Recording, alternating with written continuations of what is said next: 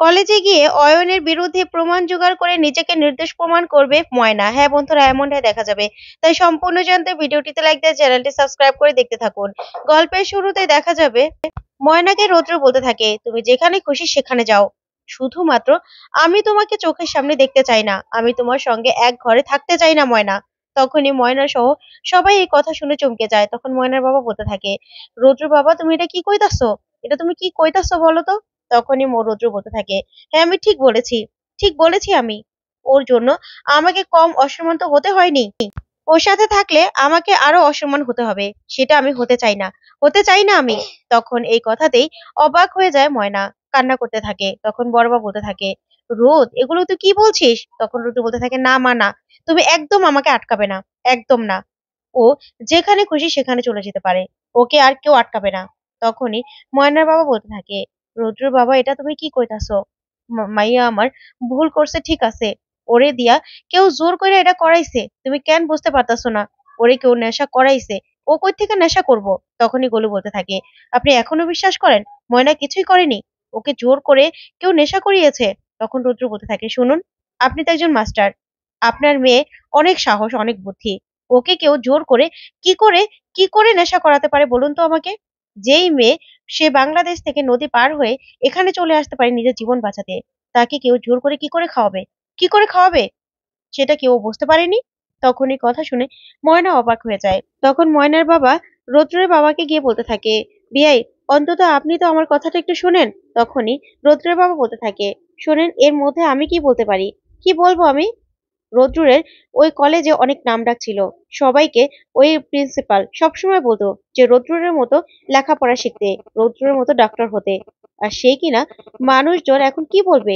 সেই জায়গায় নিজের বউয়ের জন্য যদি এতবার অসম্মান হতে হয়, এতবার যেতে হয়। তখনই মেজকাম্মা মনে মনে বলতে থাকে, যা দেই, আরেকটু ধোঁয়া উড়িয়ে দেই। তারপর মেজমা বলতে থাকে, তাই তো, এখন রৌদ্রের কথা বললে মানুষ তো বলবে যার বউ মাতাল সে কি না তার মতো হব, হব না তো। তখন এই কথা শুনে অবাক হয়ে যায় সবাই। তারপরেই ময়নার বাবা বলতে থাকে, আমি বুঝতে পারতাছি আপনারা কি কইতাছেন।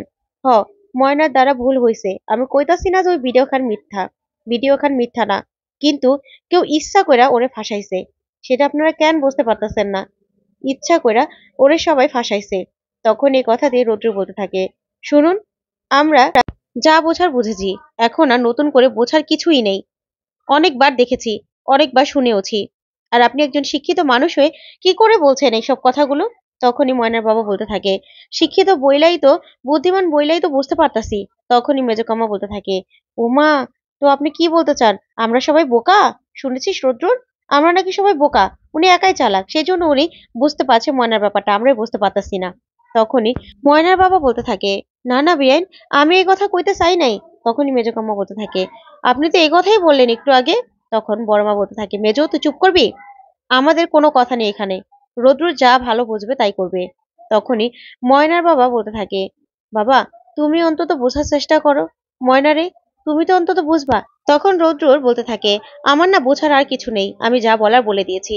তখনই ময়নার বাবা হাত জোর করবে করে রৌদ্রকে কিছু বলতে গেলেই ময়না হাত ধরে ফেলে আর বলতে থাকে, না বাবা, না, একদম না, আর তুমি হাত জোর কইরা কিচ্ছু কইবা না, তুমি ক্ষমা চাইবা না। তখন এই কথা শুনে সবাই চমকে যায়। তখন গোলু বলতে থাকে, কি বলছিস ময়না, এখানে তুই ভুল করেছিস, সেটা তুই মেনে তুই যদি সবার কাছে ক্ষমা চাস তাহলেই তো সবটা মিটে যায়।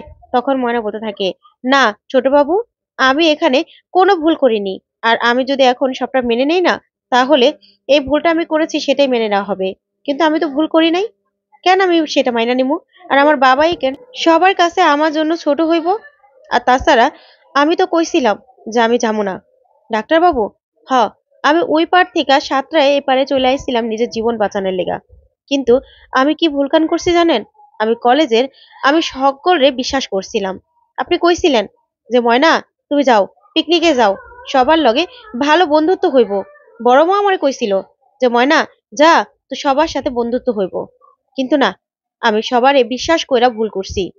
কিন্তু সেখানে আমার সাহস আছে ঠিক, কিন্তু আমি বিশ্বাস যদি না করতাম তাহলে এইখান হইতো না। হ, আমি নিজেরে প্রমাণ করবো আমি নিজেরে, কিন্তু এইখানে থাইকা না, আমি এই বাসা থেকে চলে যাবো। যা শুনে সবাই চমকে যায়। তখন ময়নার বাবা বলতে থাকে, ময়না তুই এটা কি কইতাছস? তখন ময়না বলতে থাকে, হ বাবা, আমি এই বাড়ি ছেড়ে চলে যাবো। এটা তো কেউই আমার বিশ্বাস করে না বাবা। তাইলে আমি কেমনে এখানে থাকুম কও তো? কেমনে থাকুম? তাই আমি তোমার কইতাছি বাবা, আমি না এই শহরে থাইকাই কলেজে পইড়া আমি ডাক্তার হইয়া নিজের প্রমাণ করুম। তুমি কি পারবা না আমার কলেজের খরচ চালাইতে? বাবা কও না, তোমার তো সবসময় স্বপ্ন ছিল আমারে ডাক্তার বানাইবা। তাইলে তুমি কি পারবা না আমার কলেজের খরচ দিতে? তখনই ময়নার বাবা অবাক হয়ে ময়নাকে বলতে থাকে, হরে মা, পারুম। ঠিকই তো কইছস। এখানে তোরে তো কেউ বিশ্বাস করে না। তাহলে তুই কেমনে থাকবি? তোরে লইয়া আমি হোটেলে থাকুম। তখন গলু বলতে থাকে, কি বলছেন আপনি? আপনি ময়নাকে শাসন করবেন তা না, আপনি ওর সাথে তাল মিলাইতেছেন। তখনই ময়না বলতে থাকে, না ছোট বাবু, না, আমি এইখানে কোনো ভুল করি নাই। কোনো ভুল করি নাই যে আমার বাবা আমারে শাসন করব। আমি নিজেরে ঠিক একদিন প্রমাণ করব। আমি এখানে দাঁড়াইয়া থাইকা বইলা গেলাম যে আমি নিজেরে ঠিক একদিন প্রমাণ করব। আর ডাক্তার বাবু তো কইছে উনি আমার লগে এক ঘরে থাকতে চায় না। তাইলে ওনার সম্মান খান আমি করুম না, সেটা আপনারা কি করে ভাবলেন? ওনার চাওয়া খান আমি পূরণ করুম না, সেটা কি করে হইতে পারে?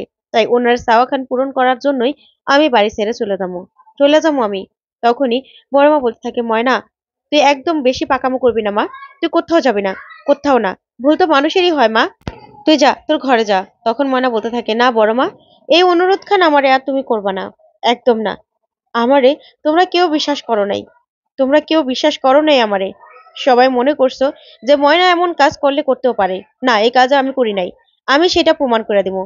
তোমারে আমি এখানে কইরা দিলাম যে আমি আমি আমি নিজের প্রমাণ করব। তখনই রৌদ্র বলতে থাকে, মা, ও যেটা সিদ্ধান্ত নেয় সেটাই ওকে করতে দাও। তোমরা কেউ ওকে আটকাবে না। তখনই ময়না বলতে থাকে, না, আমি এখানে থাকবো না। থাকবো না আমি। তখন রৌদ্রুর রেগে সেখান থেকে চলে যায়। তখনই মেজকামা বলতে থাকে, দেখেছো দিদি, মেয়ের কি দেমাক? হ্যাঁ, কত চটাং চটাং কথা বলছে। তখন ময়না বলতে থাকে, না মেজমা, আমার কোনো দেমাক নেই, কিন্তু আমার আত্মবিশ্বাস আছে যে আমি এগুলো করিনি। আমাকে যারা করিয়েছে ইচ্ছে করে, যারা ইচ্ছে করে আমার খাবারে কিছু মিশিয়ে দিয়েছিল, তাদেরকে আমি ঠিক খুঁজে বের করবো। আর তাদের সত্যিটা না প্রমাণ হবেই, হবেই প্রমাণ। তখন এই কথা বলে ময়না ময়নার বাবাকে বলতে থাকে, বাবা চলো। তারপরে ময়না বলতে থাকে, আপনারা আমার প্রণাম খান তো লইবেন না, তাই আমি প্রণাম এমনিতেই করে যেতেছি। তারপরে ময়না সেখান থেকে প্রণাম করে ওর বাবাকে নিয়ে বেরিয়ে চলে যায়। ওইদিকে রৌদ্র দাঁড়িয়ে দাঁড়িয়ে সবটা দেখতে থাকে। তারপর দেখা যাবে মেজকামা গুঞ্জাকে ফোন করে। গুঞ্জাকে ফোন করে বলতে থাকে সবটা। তখন গুঞ্জা সবটা শুনে খুশি হয়ে যায়, বলতে থাকে, যাক, শেষমেশ বাড়ি থেকে তো বেরিয়েছে। তখন মেজকামা বলতে থাকে, গুঞ্জা, তোমাকে তো রৌদ্র রেগে গেছে, ও বাড়ি থেকে বেরিয়ে গেছে সেটা বলেছি, কিন্তু আসল কথাটাই তো বলিনি।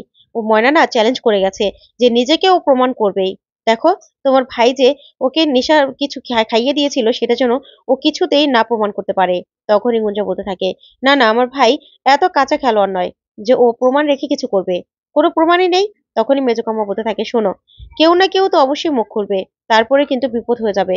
ময়না কিন্তু সবটা প্রমাণ করে ফেলবে। তখন গুঞ্জা বলে, না, কিচ্ছু করতে পারবে না।